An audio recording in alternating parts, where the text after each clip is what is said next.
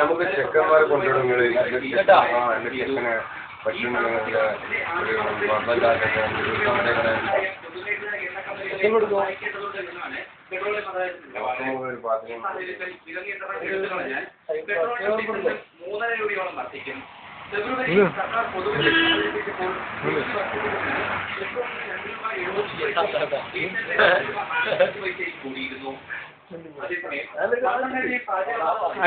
അങ്ങനെയെങ്കിൽ വൈകുന്നേരത്തോടുകൂടി മാത്രമേ ഇവിടെയുള്ള ഈ മാറ്റാൻ കഴിയും. ഈ ടാങ്കർ ലോറിയിൽ നിന്നും വാതകം മാറ്റാൻ കഴിയും. ഇപ്പോൾ പ്രദേശത്തേക്കുള്ള വഴിമെല്ലാം പൂർണ്ണമായി നിശ്ചയിച്ചിട്ടുണ്ട്.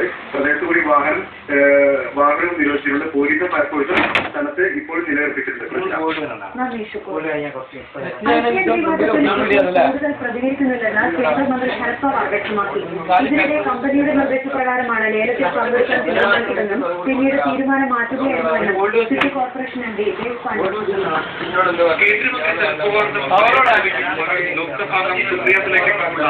സിറ്റി കോർപ്പറേഷൻ കമ്പനിയുടെ പേരിൽ തന്നെയാണ് രണ്ടാം IPL ലേലത്തിൽ പൂനെ ടീമിനായി പങ്കെടുക്കാൻ തീരുമാനിച്ചത് എന്ന് സ്റ്റേറ്റ് പാർട്ടി വിശദീകരിച്ചു.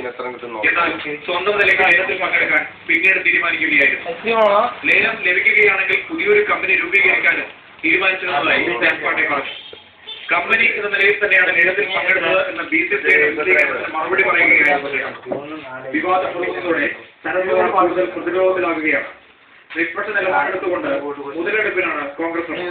പവാർ തന്നെ മറുപടി പറയട്ടെ എന്ന് കോൺഗ്രസ് വ്യക്തമാക്കി കഴിഞ്ഞു. ആരോപണങ്ങളിൽ തരൂരിനെതിരെ ശരത് പവാർ നിലപാടെടുത്ത് മഹാരാഷ്ട്രയിലേക്ക് കോൺഗ്രസിനെ പ്രേരിപ്പിച്ചത്. പവാർ രാജിവെക്കണം എന്ന് BJP ആവശ്യപ്പെട്ടിട്ടുണ്ട്. ശരത്